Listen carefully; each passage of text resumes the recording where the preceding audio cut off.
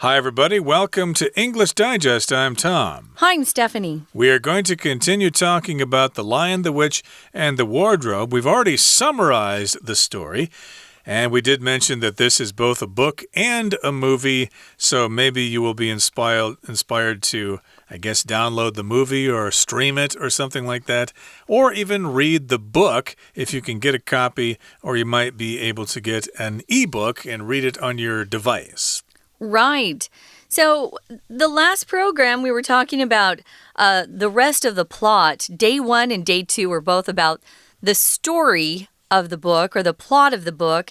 And we discovered that we had some pretty brave kids. We had a big fight.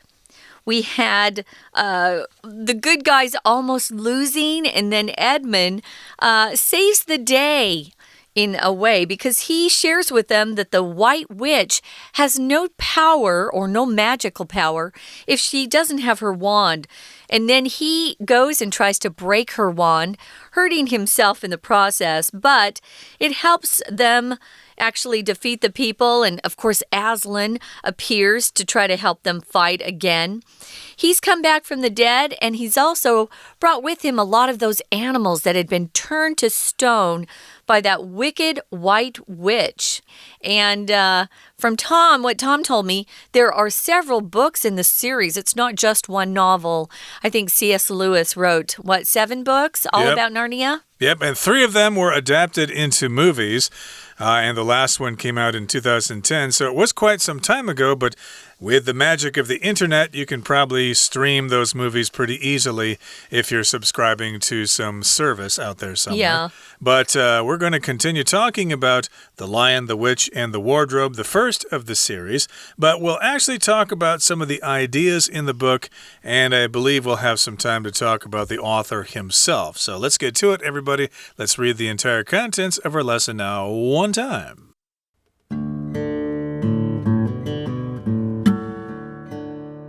The conflict between good and evil is a key theme of all stories set in the land of Narnia. The two forces are firmly opposed, but no matter how strong evil seems, the power of good triumphs in the end. This may require sacrifice and pain, as seen with Aslan's death and Edmund's injury. But as Edmund's story demonstrates, good people can make mistakes and be forgiven. In the world of Narnia, good is always rewarded. In The Lion, the Witch, and the Wardrobe, the author, C.S. Lewis, tells a story that he hopes will fascinate children even after they have grown up. In fact, the book is dedicated to his goddaughter, Lucy Barfield, in hopes that she will enjoy it when she is old enough to start reading fairy tales again. The power of stories is another crucial aspect of The Lion, the Witch, and the Wardrobe. Mr. Beaver says Aslan has not been seen in Narnia since before his grandfather was alive.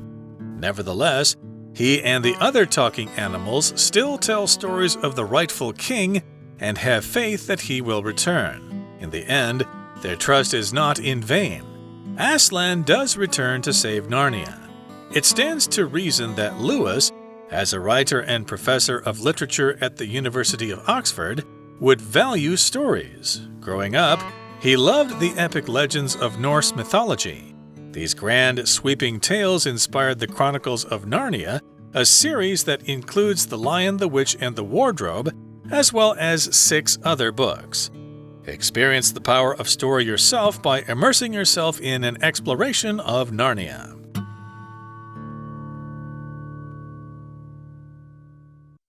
Okay, guys, let's get going. This is Day 3.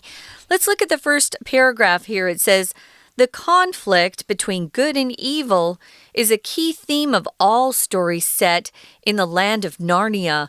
So conflict means people aren't getting along. It could be a serious disagreement, it could be an argument, or it could even be something that leads to war. So there's conflict between good and evil, and that's the key theme of these stories set in Narnia. Theme just means the ideas that are portrayed, or the ideas, the thoughts, the subjects. We use all of these words. What's the theme of that novel, or what's the theme of his presentation tomorrow? What's he going to be focusing on? What's the topic? So this conflict between good and evil, you could say, is the most important theme of the story set in the land of Narnia. Yep, so you can tell, of course, the White Witch is bad and the lion, Aslan, is good. So, of course, there's a conflict between good and evil. That's a key idea or theme of all the stories that are set in the land of Narnia. And the two forces are firmly opposed. But no matter how strong evil seems, the power of good triumphs in the end. So we've got these two forces, good versus evil. They are firmly opposed. They are fighting against each other, rather. And to oppose something means to be against something. So again, if there's some kind of item in the election you're supposed to vote, say to legalize maybe voting for people who are 16 years old or something, you might think that's too young, so I'm opposed to that idea. I'm against it. Yeah, but no matter how strong evil seems, and remember, it almost looked like they were going to lose the fight at one point. But then Aslan reappears and brings some more creatures with him to help them beat that white witch who is evil. So, yeah, it almost looks like evil's going to win, but in the end, the power of good triumphs. So this may require sacrifice and pain. Remember, Edmund tells them they have to get that wand from the white witch. It's kind of hard to say. Wand, white witch. There are some tongue twisters in this. And he does go ahead and break her wand, but it says at great cost to himself. And what they're referring to here is he sacrifices something to break that wand. It's not just easy. A lot of times our best accomplishments and achievements come at a great cost to us. Maybe we have to sacrifice playtime with our friends or extra sleep at home. We have to get up early and start working out or doing some homework. The things that we want the most usually require some sacrifice. So sacrifice just means you give up something that's important to you, but you're actually getting something very important in return. Sometimes people sacrifice to God or to a religion they believe in. They could sacrifice time and money or maybe some food or clothes to help other people. Well, he sacrifices to win. He also has some pain that he has to suffer. We also see that with Aslan's death and Edmund's injury, these are two examples of that sacrifice and pain that is required in Narnia in order to win the battle. And this, to me, kind of looks similar to the Christian narrative. Aslan could be Jesus sacrificing himself for our sins so that we could attain eternal life. So, yes, this is the concept of sacrifice and pain and suffering for the good of others. And again, it also refers to Edmund's injury, as you said. He got injured somehow, or he suffered with great pain to himself or something like that. And so he made some kind of sacrifice there as well, even though he was kind of bad at the beginning. But as Edmund's story demonstrates, good people can make mistakes and be forgiven.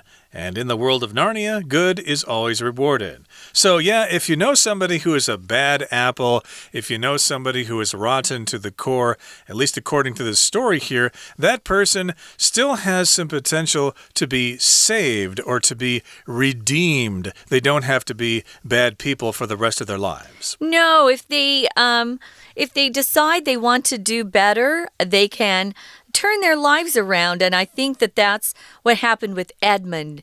Yes, he was a little greedy at first. He thought, ooh, I want to be a prince. That sounds so cool. And it's even cooler if my brother and sisters aren't princes and princesses.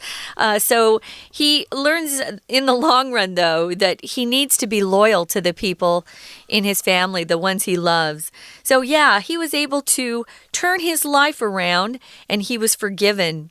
So in the next paragraph here, it says, in the book, The Lion, the Witch, and the Wardrobe, the author, whose name is C.S. Lewis, He's a British guy. He tells a story that he hopes will fascinate children, even after they have grown up, which means he hopes that his stories will be interesting to kids and to adults and their parents. A lot of parents will be reading these books to their kids as a bedtime story. If you're fascinated or you fascinate somebody, it just means you really get their attention and interest. It's like they don't want to look away. A lot of things can fascinate you, and a lot of things can fascinate children. You just want to get their attention so that they listen and pay attention. And a lot of the kids' stories out there are quite fascinating. Indeed, and it is kind of a fantasy story, and lots of kids read fairy tales when they're very small, and then maybe around the age of 5 or 6 or so, they kind of stop reading those fairy tales, and then maybe later on here C.S. Lewis is hoping that, well, maybe they'll come back to these stories as young readers when they're in their teens or something like that, and the story will fascinate them then.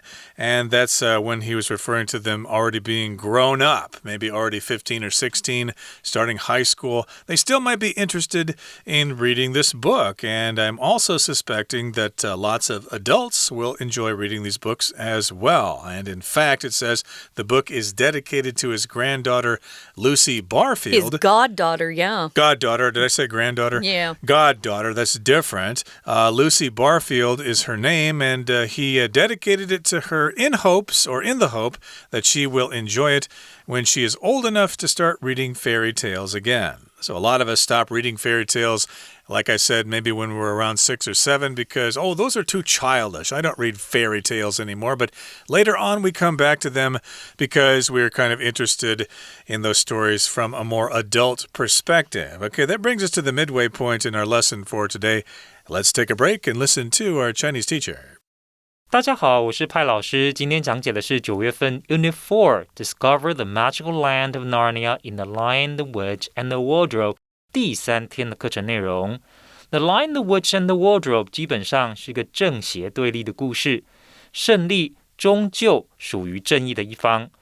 事实上，作者 C.S. Lewis 是基督徒，他这部作品里也融入了个人的信仰。大家会不会觉得 Aslan 牺牲自我换取 Edmund 回来保护子民，和耶稣基督很像？他受到了背叛，却宽恕背叛的人。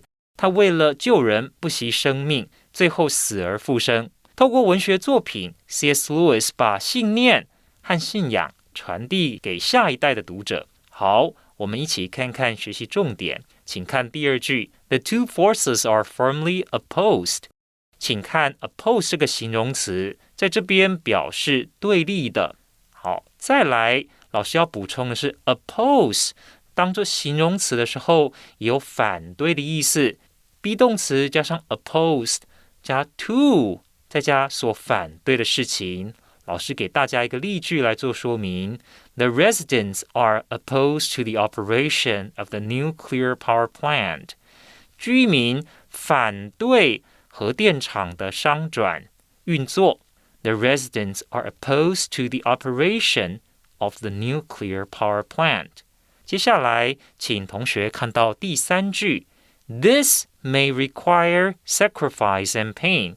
这 this 代替的就是前面的 ultimate victory， 最终的胜利。最终的胜利呢，会需要有人牺牲，也可能会有一些痛苦苦难。后面as seen with， 请特别注意，这类 as seen， 请同学把 as 圈起来。其实这里呢是有所省略的。As is seen with Aslan's death， 这里 as 我们可以解释成如同，那后面的 be 动词做了省略。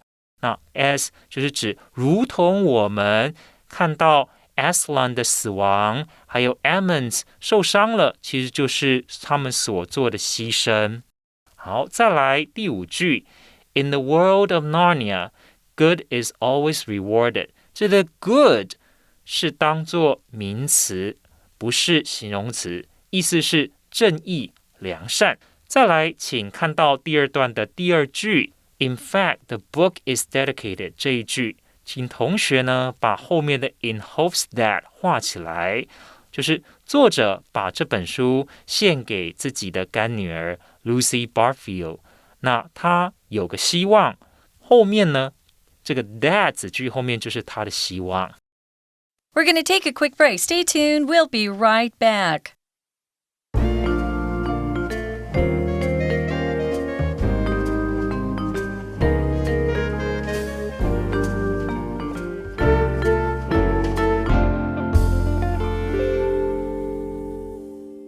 Welcome back, guys. We're talking about The Lion, the Witch, and the Wardrobe, and some of the themes and ideas that are in that particular novel.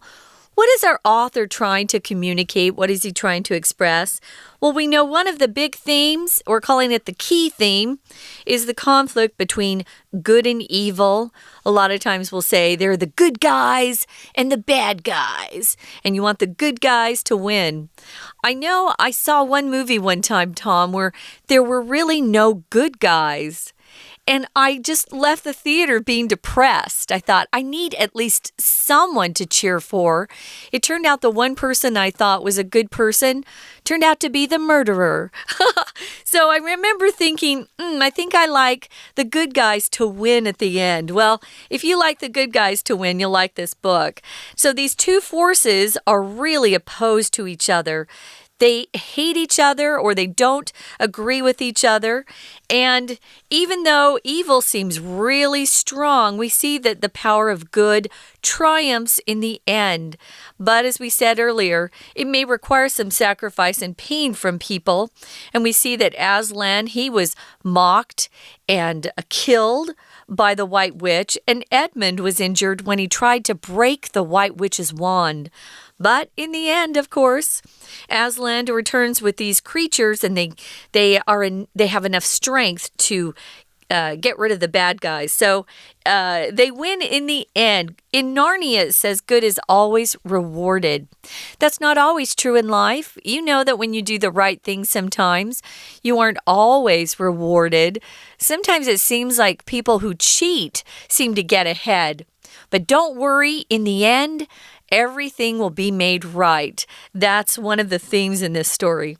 Indeed, and of course this story was published way back in 1950, and I think because of the success of the Harry Potter books, this series kind of came out because people realized, hey, this is kind of similar. It's a magical world, and it's a series of books, so I think they kind of re-released it, and they came out with these movies.And so we have Harry Potter, I guess, to thank for reintroducing C.S. Lewis to the rest of us, for these young readers, fantasy novels and stuff like that. And remember, we also mentioned that he hopes this story will fascinate children, and he wants to fascinate his goddaughter, Lucy Barfield, because he hopes she will enjoy this book when she is old enough to start reading fairy tales again. Now, the power of stories is another crucial aspect of The Lion, the Witch, and the Wardrobe. I think we all love stories, of course, if you have aunts and uncles and your grandparents and stuff like that. If you get them in the mood, you get them over for dinner or something like that, hey, you can hear some great stories from the past. You know, hey, what was life like during the 1960s or during the Japanese occupation or something like that? And so the power of stories is important in our lives, and it's a crucial aspect of The Lion, the Witch, and the Wardrobe. Crucial means key. It's important. It's vital. We mentioned that word before. And an aspect, of course, is the way you look at things, or a certain way of looking at things here. Aspect. It could be a feature of something. So yes, it's a crucial feature of this book, the idea of stories. Right, it says here that Mr. Beaver says that Aslan has not been seen in Narnia since before his grandfather was alive. Remember, he is described as being mythical, the mythical Aslan. It had been so long since anyone saw him, they kind of thought maybe he was just a part of a story, part of a myth, but he really was real. So it says here, nevertheless, He and the other talking animals still tell stories of the rightful king and have faith that he will return one day. Now, if you're described as being a rightful king, it means you deserve to be king. You may not be king currently, but you're the rightful king. Maybe someone bad or evil has stepped in and taken your place. But most people who are good inside know that that person's not really the king. The real king was Aslan. Now, in the end, as you know, their trust is not in vain. If something's in vain, it means it's wasted.It's just not useful. If you work and do something for school and all that effort was in vain, it means, oh, you put so much work into this project, but you didn't get the grade you thought you would. Oh, it was all in vain. Here it says their trust is not in vain. So it paid off that they trusted that Aslan would one day return because he did.Right, this might have some religious overtones here because I think in Christianity they're kind of waiting for the second coming of Christ or his return. So maybe this is kind of a parallel here with the lion coming back to save Narnia. And here in the final paragraph it says, it stands to reason, it's reasonable, it's logical, that Lewis, as a writer and professor of literature at the University of Oxford, would value stories.So yeah, we can basically make this assumption because he was a writer, because he was a professor of literature at Oxford. Well then, therefore, it stands to reason, it's logical, that he thought stories were very important. He probably talked to a lot of people and collected stories and wrote them down and came up with these stories for all of us to enjoy.Yeah, he loved stories, didn't he? It's interesting that as he was growing up, he loved the epic legends of Norse mythology. Norse. What does Norse mean? Well, it's connected to Norwegian tales. So old tales. Again, we're using the word mythology. So these are stories from long ago.They were grand, sweeping tales. If something's grand, it's very large. Sweeping means it happens over quite a while, quite a few years. We use it a lot when we're talking about really long movies or long books or epic poems. They're sweeping tales, and they inspired his Chronicles of Narnia.So Chronicles is used sometimes in newspaper titles. Sometimes I'll see a newspaper title, what they've named itself, and they'll have Chronicles in there. Chronicles, though, just means a history of some people. So the Chronicles, or the History of Narnia, was a series, as Tom said, it included 7 books. So a series of books would mean the first book and then the books that followed were also part of the same series. They had the same characters, but the story just continued in different ways.Right, so it's a series of books, as we've said, 7 books there, 3 of which were made into movies. And so this is the first book in the series. And, of course, there are 6 other books in this series as well. And, I'm not a big fan. I never read all the Harry Potter books, but aren't there like 7 books in the Harry Potter series as well? 6, 7, or 8, 7? Something I read them all. I don't remember how many, but boy, they were good.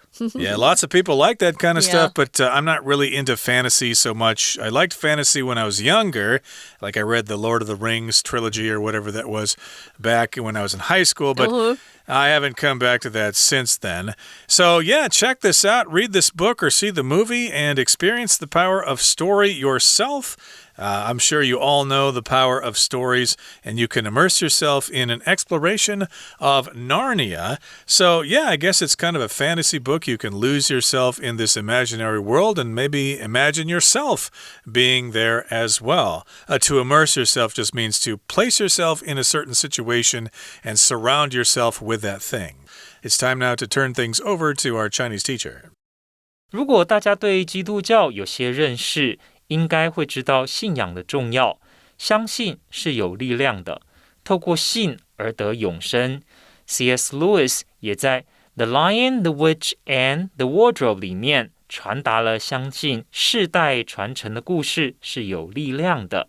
Although Aslan has not been seen in Narnia since before Mr. Beaver's grandfather was alive, all the talking animals believe that he will return to save Narnia, and he does in the end. 大家都相信有一天 Aslan 会回来拯救大家，而他也确实回到了 Narnia 来拯救大家。好，我们一起看看学习重点。